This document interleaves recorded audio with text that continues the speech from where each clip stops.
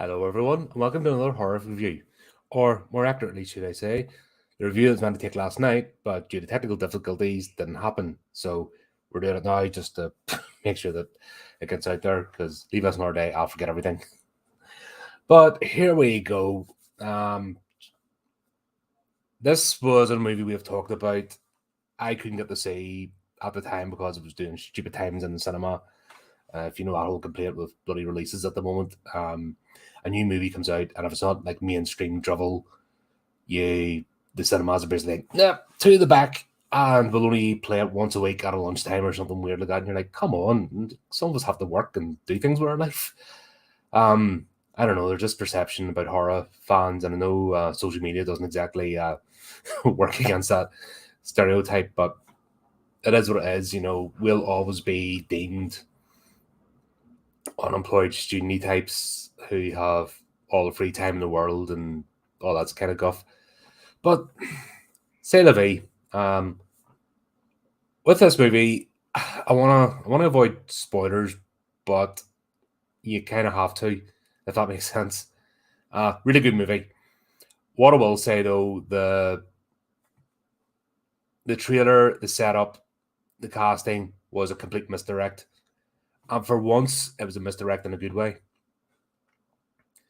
So if you don't want spoilers, if you haven't seen this, maybe come back later after you've watched the movie.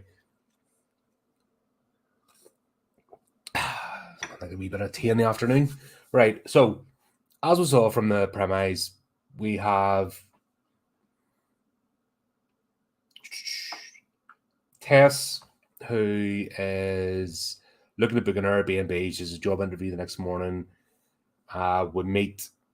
She comes up to it. The door's already, the keys are already out of the door. She can't get in, can't get in touch with the agency. Lo and behold, the door opens, and then we meet Keith, and it turns out that the Airbnb is being double booked. But it's all done suspiciously in the sort of trailer and lead up to this movie. Casting Bill Skarsgård for a start, you automatically think, oh, right, here's the villain. And here's how the movie's going to go. This could be further from the truth. So we start immediately getting, especially when you start getting the conspiracy theories. Okay, how's he hacked into your phone? How's he managed to make this look like a rental and be there at the same time? But through the start, he shows the booking. She does a whole suspicious thing. What I will say was quite annoying because it's bloody Hollywood at the end of the day. The Me Too undertones again, they just can't help themselves. They did it. They're the deviant scum that did it to themselves, but their projection of guilt through all their movies is nauseating. This, thankfully, was a well-written movie, so you can kind of stomach it, but it's like, come on. Just look in the mirror, Hollywood people. Look in the mirror, look what type of people you are, and maybe own it. Right? Stop projecting your shite onto us. Right? You are the fakest, emptiest people on the planet. That's just the fact of the matter. And just because you got caught out or went too far and things went wrong for you, well, fucking sorry. We're the customer at the end of the day. I'll just put it like that. Like I said, really annoying, but we'll get this whole thing. Oh, well, you're a man, you could just walk in, blah, blah, all this kind of stuff. But so be it. But the overall plot, she then stays overnight because they decided to share the house because couldn't get any hotels. There's an event on in the town. All that kind of stuff. Things conspire as usual. Events conspire to make them stay in the house. Where then gets a bit creepy is the fact that she's woken up in the middle of the night, somebody opens her door, and she thinks it's Keith, but when she sneaks out, he's out for the count, asleep, muttering in his sleep. She actually scares him, but that's all right if a woman does it. It's perfectly fine. It's just the way this. Like I said, don't preach at me, because usually if you're preaching, you're a hypocrite.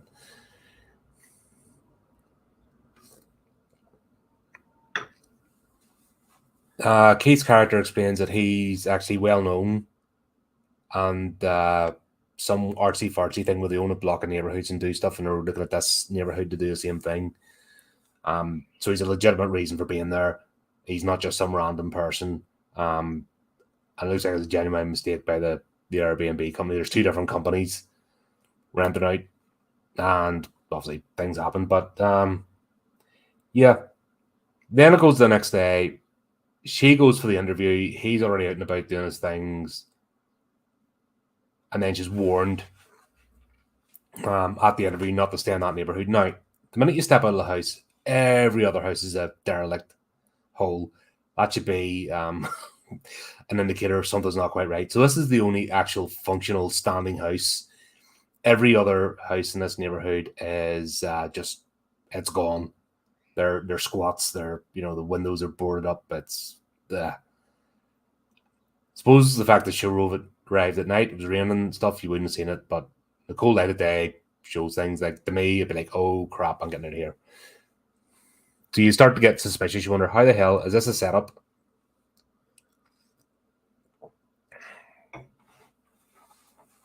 And then, like I said, she's warned during the interview to go and not stay here. And then this is where the whole plot twist happens. She goes back. Then she gets chased by a homeless guy who screams at her to get out, because that's the way. And it's annoying because this character speaks really coherently in a couple of scenes later.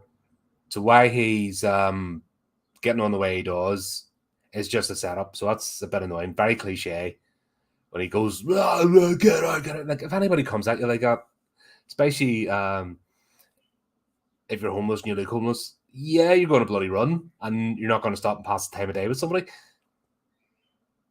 Shouting across the street, miss, please listen to me. Don't stay around here. She might have got the hint, but no, they had to do a dramatic scene. So that's where, I think people that don't understand horror, trying to do horror and go by, the mainstream Hollywood, they don't get it. They make everything cliche, and you're like, come on, man. You've actually got a clever plot here and a clever story. You can tell where the executives have jumped in, oh, we need this to happen. But anyway, I'm going off on a tangent.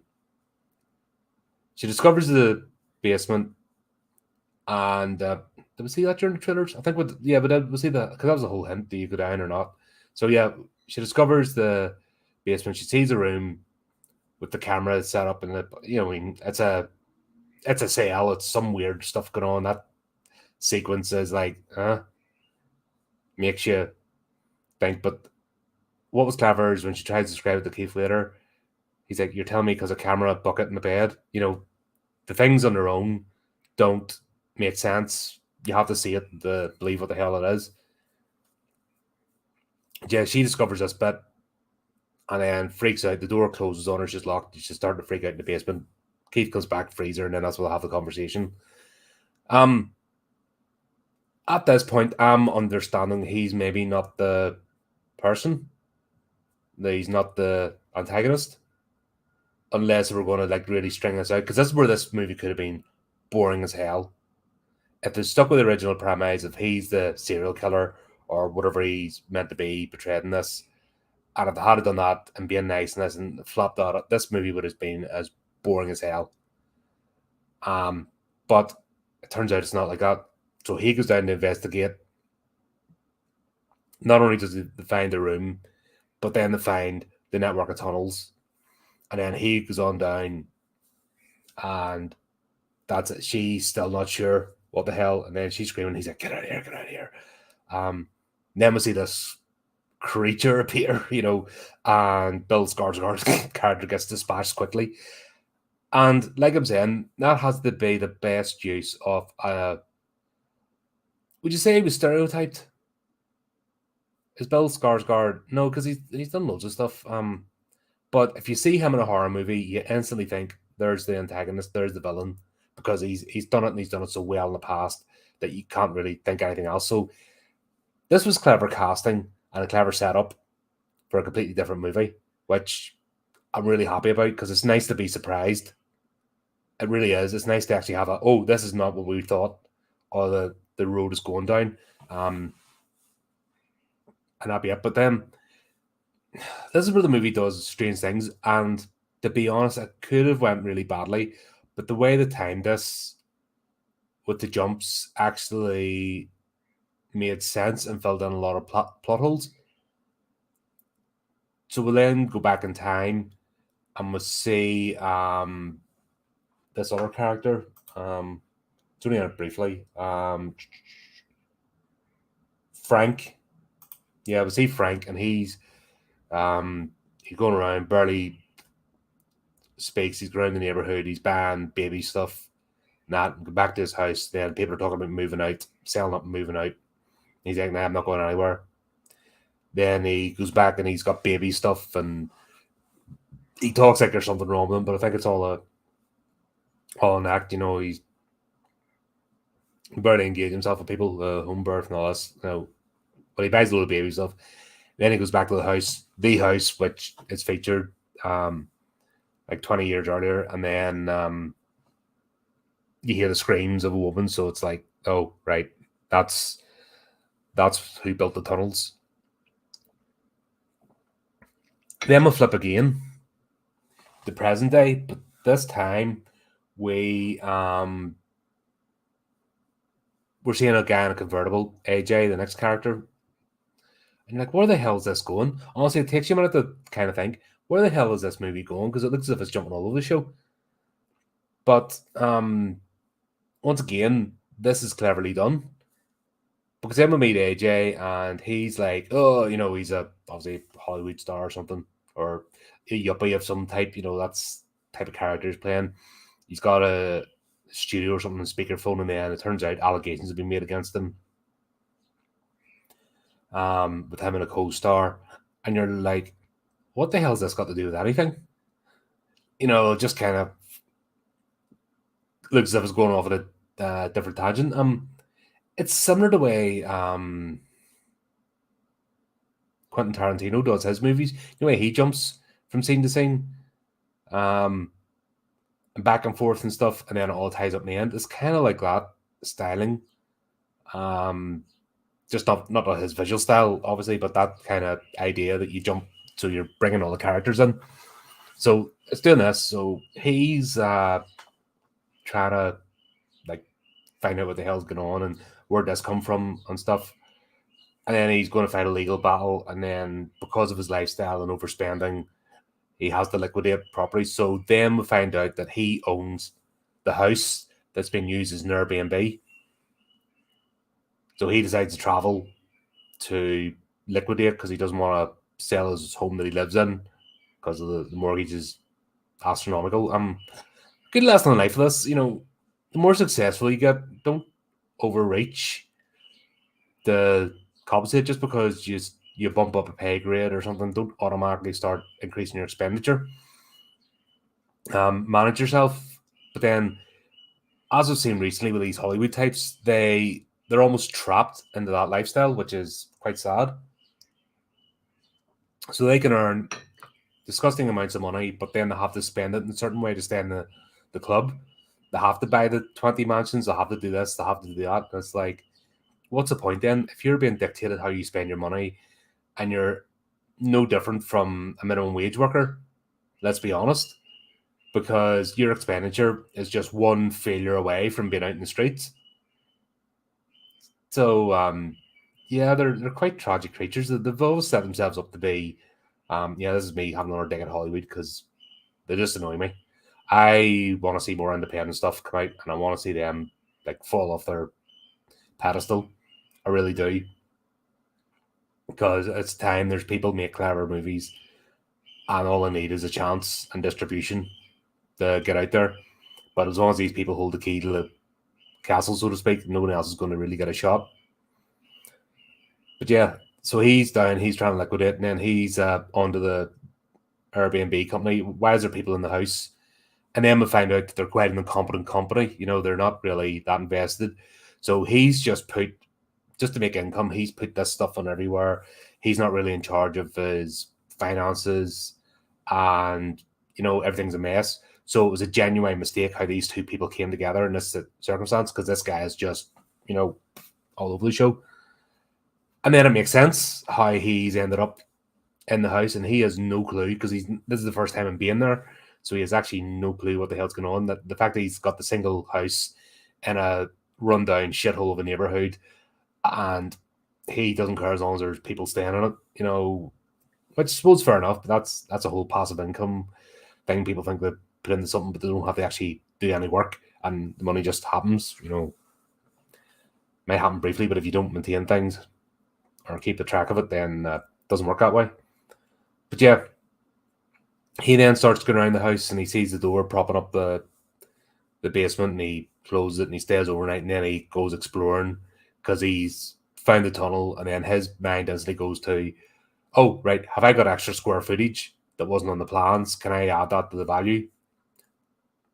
Now, this is where it gets a bit daft, if I'm honest. He's then, and he's in film, so he knows that something's. If you see a flipping beat up mattress in a bucket and a flipping camera on a tripod, you're like, oh, that's not nice. Something weird's going on in here, especially a bedroom,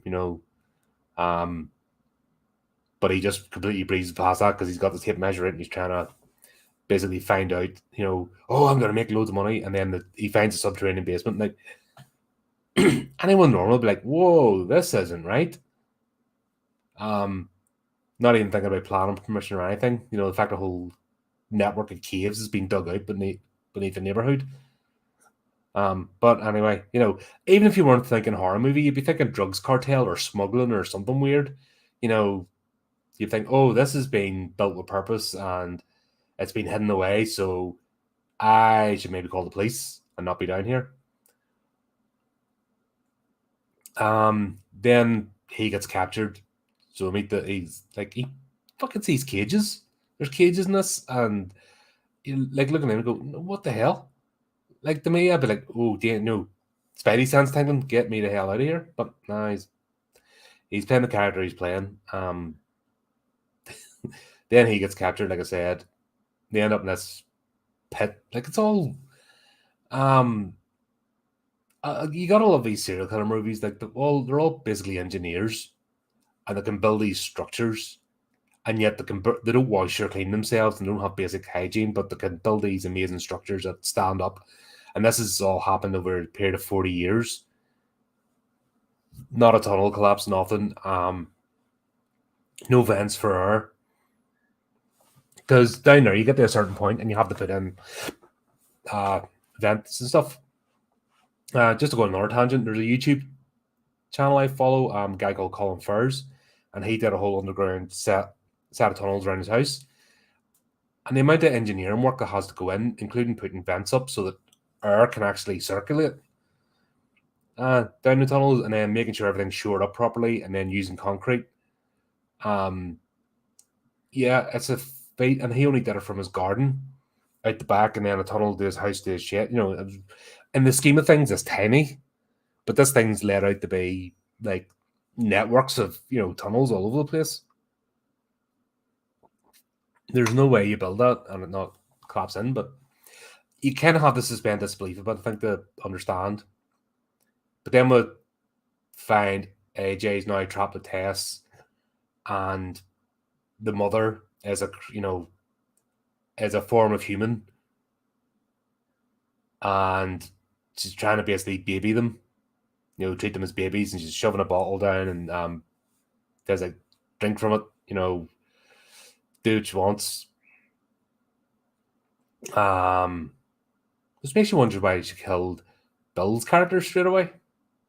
But there you go. So she's keeping these two basically as babies, and it's a tragedy as much as anything, because this is a person that was created, as we find out, by years of inbreeding and incest, and think Game of Thrones.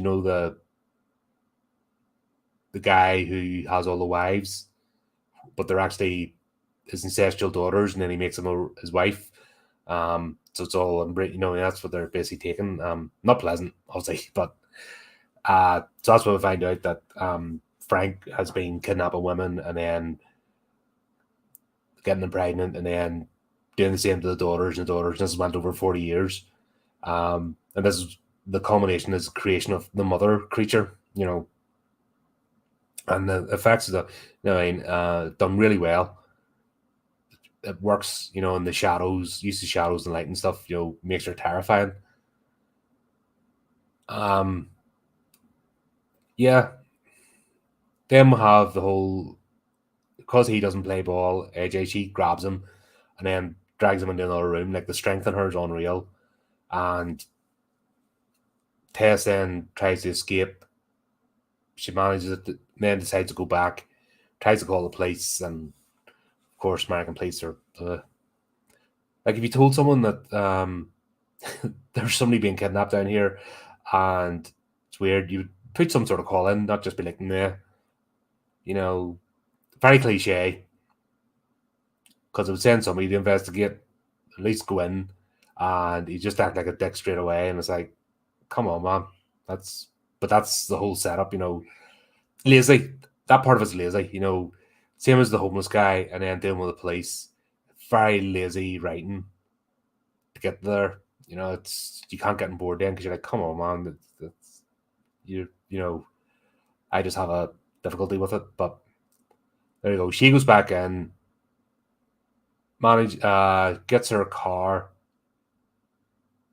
No, God, what happens next? She meets a homeless guy. Yeah, she goes and stays with a homeless guy, basically across the street from it.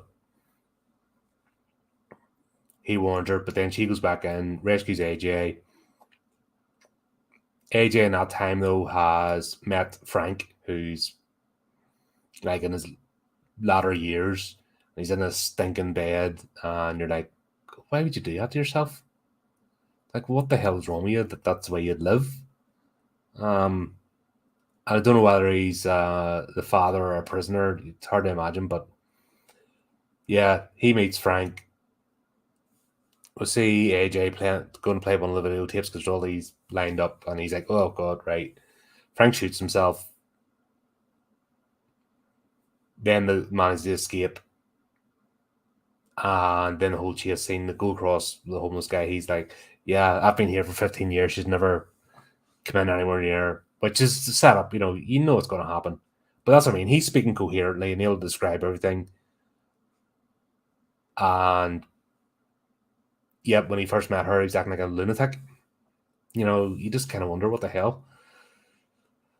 Yeah, there's a couple of bits annoyed me in this, but generally it is a really good story. The embassy, the mother comes after them.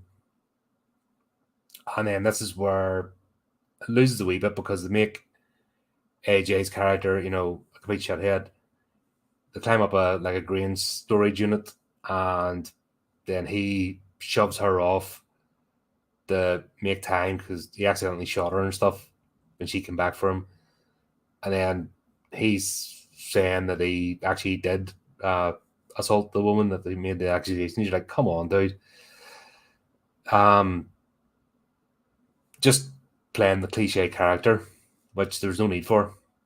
It's just that side of things is laziness, and it's, like I said, pandering to Hollywood, who this is trendy for them at the moment.